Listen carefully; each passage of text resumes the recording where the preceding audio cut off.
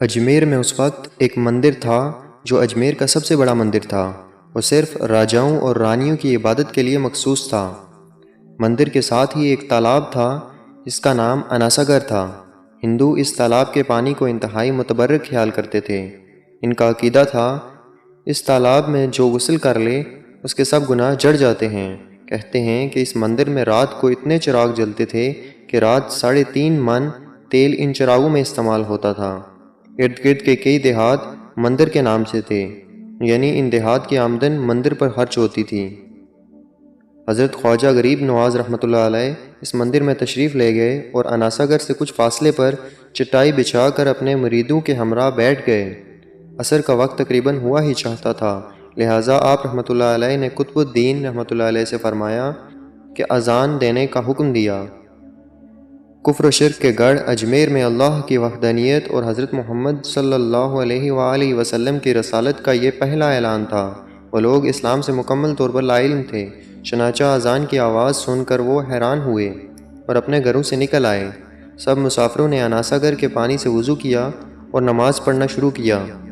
سب ہندو حیران رہ گئے کہ سب بھگوان تو اندر ہیں، تو یہ لوگ صحن میں کس بھگوان کو سجدہ کر رہے ہیں؟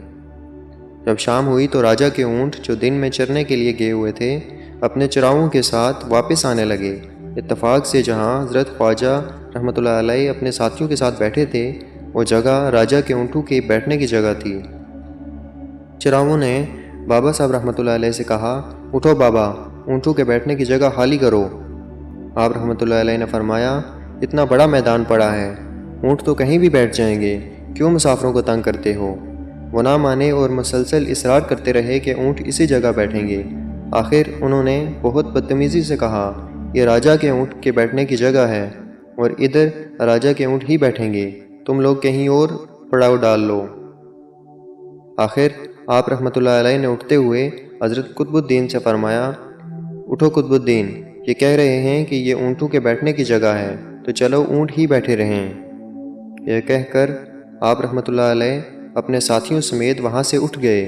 اگلی صبح جب اونٹوں کو چرائی کے لیے لے جانے کا وقت آیا اور چراغوں نے اونٹوں کو اٹھانا چاہا تو انہیں پتہ چلا کہ اونٹ اٹھنے کے قابل نہیں ہیں۔ انہوں نے اونٹوں کو مار مار کر زبردستی انہیں اٹھانا چاہا، لیکن وہ بیٹھے ہی رہے۔ چراوے پریشان ہو گئے کہ جو اونٹ ان کے پاس ان کے ایک اشارے پر اٹھ بیٹھتے تھے آج کیوں نہیں اٹھ رہے؟ آخر انہیں یاد آیا کہ کل اس مسافر نے کہا تھا کہ چلو اونٹ ہی بیٹھے رہیں۔ لوگ اکٹھا ہونا شروع ہو گئے۔ کوئی کہہ رہا تھا فقیر کوئی کامل جادوگر ہے، اور کسی کا خیال ظاہر کیا کہ وہ کوئی بھگوان کا اوتار ہے۔ بات راجہ پرتھوی تک پہنچ گئی کہ ایک مسافر فقیر نے راجہ کے اونٹوں پر جادو کر دیا ہے۔ راجہ نے حضرت معین الدین رحمۃ اللہ علیہ کو پیغام بھیجا کہ تم کیسے فقیر ہو جو بے زبانوں کو باندھ رکھا ہے کہ بیچارے بھوک پیاس سے مر جائیں گے، اس لیے مہربانی کر کے اپنا جادو واپس لے لو۔ آپ رحمۃ اللہ علیہ نے فرمایا، ہم مسلمان ہیں اور مسلمان بد دعا نہیں کرتے، نہ ہی جادو کرتے ہیں۔ جاؤ، جس کے حکم سے بیٹھے تھے اسی کے حکم سے اٹھ کھڑے ہوں گے۔ اب جو جا کر اٹھایا تو اونٹ پہلی بار پر ہی اٹھ بیٹھے۔ ہندو کی دلچسپی ان مسافروں میں بڑھنے لگی۔ پانچوں وقت اذان ہوتی اور نماز ادا کی جاتی۔ آخر راجہ تک یہ بات پہنچ گئی کہ کچھ فقیر آئے ہیں جو مسلمان ہیں، پانچوں وقت اذان دیتے ہیں اور ہمارا پتر تالاب کو ہاتھ منہ دھو کر برشت کرتے ہیں اور ہمارے دھرم کے خلاف باتیں بھی کرتے ہیں۔ کہتے ہیں کہ یہ مورتیاں پوجنے کے قابل نہیں، یہ تو محض پتھر ہیں، اس لیے انہیں یہاں سے اٹھایا جائے۔ راجہ نے فقیروں کو پیغام بھجوایا کہ تم لوگ ماس گوشت کھاتے ہو، ہمارے دھرم کے خلاف بولتے ہو، اور تو اور ہمارے پاک تالاب کو اپنے ہاتھ ڈال کر ناپاک کرتے ہو، جو ہم برداشت نہیں کر سکتے، اس لیے تم لوگ یہاں سے چلے جاؤ۔ آپ رحمۃ اللہ علیہ نے فرمایا، اور بھی تو دنیا آتی ہے یہاں پر، ہمارے پانی لے لینے سے کون سا کمی آ جائے گی؟ لیکن وہ کہنے لگے کہ وہ سب ہمارے اپنے دھرم کے لوگ ہیں اور تم دوسرے دھرم کے ہو، آئندہ تم لوگوں نے تالاب کو ناپاک کیا تو ہم سختی سے پیش آئیں گے۔ آپ رحمۃ اللہ علیہ نے حضرت قطب الدین بختیار رحمۃ اللہ علیہ سے فرمایا، قطب الدین، شاید یہ لوگ آئندہ ہمیں پانی لینے پر کوئی فساد برپا کریں۔ جاؤ ایک مشکیزہ پانی لے آؤ تاکہ ضرورت کے وقت کچھ پانی تو موجود ہو۔ لہٰذا حضرت قطب الدین رحمۃ اللہ علیہ نے ان سے فرمایا چلو ہم مشکیزہ بھر لیتے ہیں۔ وہ اس شرط پر مان گئے کہ تمہارا جسم پانی سے نہ چھوئے۔ حضرت قطب رحمۃ اللہ علیہ تالاب کی سیڑھیوں پر جا بیٹھے اور مشکیزہ پانی میں ڈبو دیا۔ جب وہ بھر گیا تو حضرت قطب رحمۃ اللہ علیہ نے وہ مشکیزہ اوپر کھینچا، لیکن جو ہی مشکیزہ پانی سے باہر آیا اناساگر کا پانی خشک ہو گیا، گویا سارا اناساگر مشکیزے میں بند ہو گیا ہو۔ اناساگر کا خشک ہونا تھا کہ پورے اجمیر میں کوہرام مچ گیا۔ وہ لوگ رو رہے تھے، ہم جو گناہوں کی گٹریاں لاتے ہیں اور اناساگر میں غسل کر کے ان سے چھٹکارا پا لیتے ہیں، اب ہم گناہوں کا بوجھ لیے کدھر جائیں گے؟ سارے علاقے میں خبر پھیل گئی کہ مسافر فقیر نے جادو کے زور سے اناساگر کو خشک کر دیا ہے۔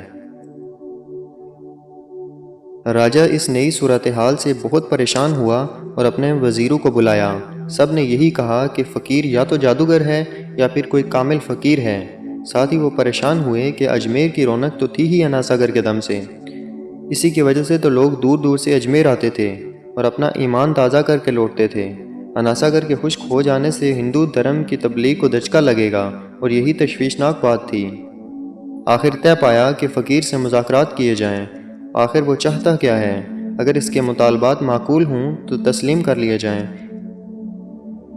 یا پھر سب مرد، عورتیں اور بچے جا کر فقیر کی منت سماجت کریں کہ لوگوں کو پریشانی سے نجات دلاؤ اور ہم پر کرم کرو۔ ہم پاپ بوجھ اٹھائے کدھر جائیں اور کیسے سکون پائیں گے؟ یہ تجویز زیادہ آسان تھی، لہٰذا تمام لوگ بابا رحمۃ اللہ علیہ کے پاس آئے اور بولے، بابا تم بھی وضو کر لیا کرنا، لیکن بھگوان کے واسطے ہمارا اناساگر ہمیں واپس لوٹا دو۔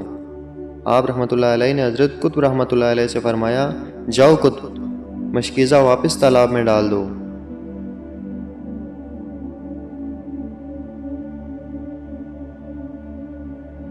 جو ہی مشکیزہ تالاب میں الٹایا گیا، اناساگر کناروں تک اچھل آیا۔ اس پانی نے کئی دلوں کو دو ڈالا۔ ہندو قوم کی اپنی تاریخ کی کتابوں میں بھی ہندو مورخ اس بات کو تسلیم کرتے ہیں کہ اس شام 32,000 ہندو کلمہ پڑھ کر مسلمان ہو گئے۔ ان ہندو کے مسلمان ہو جانے سے ہندو پنڈتوں اور عام ہندوؤں میں بھی غم و غصہ کا طوفان اٹھ کھڑا ہوا۔ وہ سوچ میں پڑ گئے کہ فقیر اگر کچھ دن مزید ادھر رہ گیا تو دیوی اور دیوتاؤں کا تو نام لینے والا بھی کوئی نہیں رہے گا۔ لہٰذا لوگوں نے راجہ کو مجبور کیا کہ جلد کچھ کیا جائے۔ راجہ نے مندر کے بڑے پنڈت رام دیو کو بلایا اور اسے بابا رحمۃ اللہ علیہ سے مناظرہ رکھ کر جلد از جلد انہیں شکست دینے کا حکم دیا اور اجمیر سے نکالنے کا حکم دیا۔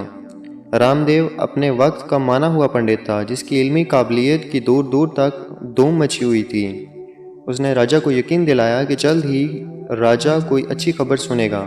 رام دیو بابا صاحب رحمۃ اللہ علیہ کے پاس آیا اور الٹے سیدھے سوالات کرنا شروع کر دیے۔ بابا رحمۃ اللہ علیہ نے خاموشی اختیار کیے رکھی۔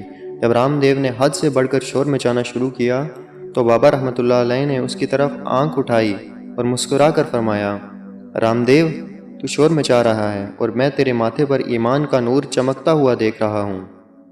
اس نگاہ اور لہجے میں جانے کیا جادو تھا کہ رام دیو قدموں پر گر پڑا اور روتے ہوئے بولا، بابا کس دھرم کے تم ہو، اسی دھرم میں مجھے بھی شامل کر لو۔